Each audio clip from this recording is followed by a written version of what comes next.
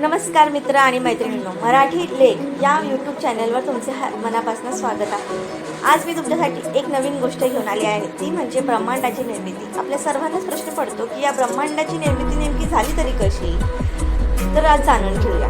ब्रह्मांडाची निर्मिती ही एक अत्यंत गुंतागुंती आणि अनेक पद्धतीने समजून घेणारी एक संकल्पना आहे। विज्ञान आणि धार्मिक तत्वज्ञान दृष्टिकोनातून याचे वेगवेगळे स्पष्टीकरण दिले जाते। तर हिंदू धर्मानुसार कशी झाली ब्रह्माची निर्मिती?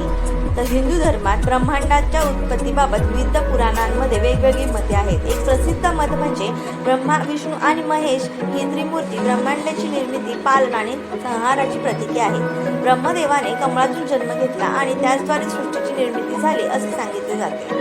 हे सगळे परब्रह्म, अद्वैत, निराकार, ईश्वर या सर्वोच्च तत्वापासून उद्भवलेले मानले जाते। अशाच नवीन नवीन गोष्टी जाणून घेण्यासाठी आपल्या मराठी लेख या पेजला फॉलो करा, कमेंट करा आणि शेअर करा आणि सबस्क्राईब सुद्धा करा। धन्यवाद। नेक्स्ट व्हिडिओमध्ये भेटूया नवीन काहीतरी गोष्ट।